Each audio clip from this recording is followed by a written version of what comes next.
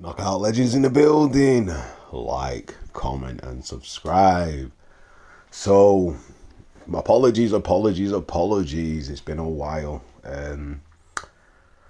I just came across a Talksport video, and my thoughts on it are basically they were in the studio and they were interviewing Don Charles, and it was about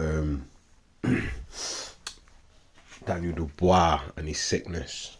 Now, they were talking about basically the lead up to the fight and when they got the call and why Daniel was sick and the reason they pulled him out of the fight.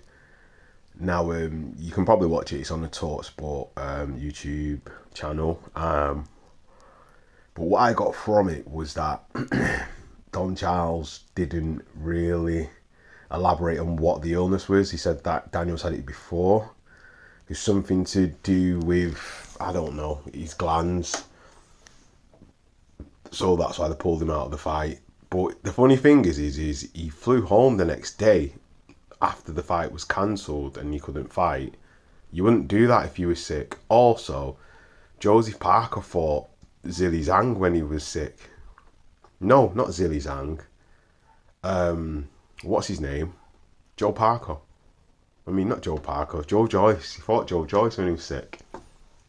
Yeah, he fought Joe Joyce. So, what's good for the goose is good for the gander. Why can't he fight? Why couldn't he fight? I think there's something else anyway. But me personally, they didn't actually elaborate on what the illness was. They just said it was like swollen glands. They spoke to Frank. Frank said, no, pull him out. It's okay. He can come out. And then some other doctor examined him, took his blood, and then straight away they knew what it was. But it wasn't clear. They never said if it was COVID. They never said if he had a virus or a flu. Never said if he had I don't know, some severe kind of ear infection or whatever. But, if it was any of them things, you'd have specific symptoms, and there was nothing that was actually touched upon. Was he coughing? Did he have a headache? Was he tired? Was he fatigued? Was he dizzy? None of them things. Just swollen glands. And then they examined his ear, and his ear had a little bit of inflammation, I think, or something like that. But anyway, they didn't elaborate. But anyway, moving on from that, with that interview, one of the Talksport interviewers brought up Josie Parker and what he was doing since, obviously, he's beat Martin Bakole, because they talked about Martin Bakole, and Martin Bakole stepping in, and Don Charles said, I wouldn't have done that if it was my fighter. And everyone else of any common sense or good opinion thinks the same thing. But the thing is I think Martin Bakole had to do it because he was already on the bill for another fight and he'd already refused another fight.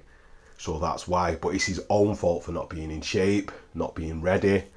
Because you can still be ticking over. You might not exactly be fight ready, but you can at least be physically fit, sparring ready to fight. You know what I mean? Even if you're not fighting. And this thing where you want to be the best in the world and this, that, and the other, but there's no discipline.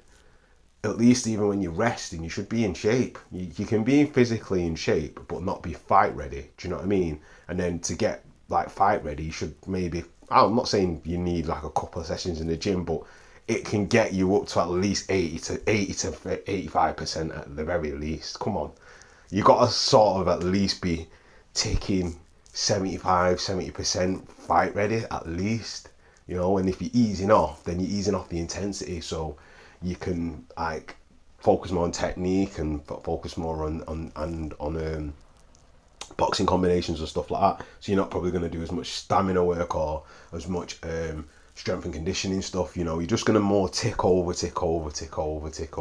because sometimes a rest is as good as a change. But when it's too long a rest and then you get as big as what Martin Bakole got, then is that actually a rest, or are you just taking a piss? You know what I mean? Come on, man. I'm not being a cunt, but that's ridiculous. And then to flow all the way from, and then I had to stop over and take another flight. I think he had to take a flight from somewhere in the Middle East and then change planes and then fly there again. There was no chance he was going to win that fight. It was just, He was there to make up the numbers to save the show. We knew that. You know, I'm not taking it away from Josie Parker and saying Josie Parker. It made Josie Parker's win less spectacular because it was a good win. It was, regardless, because like most people don't want to face Martin Bakole. They don't want to. So on an even playing field, I think that would still be even a tough fight even for Joseph. So, but anyway, he's proven what he's proven. So when they were talking about that, then they moved on to Joseph, and basically he's released another one of those videos, like a boy band video, calling out Usyk, the same one with the Dillian White one. He's got a picture of him and Usyk, and then he's calling him out like it's a boy band. It's funny. I'm not sure if it's Celine Dion or someone like that. I don't know.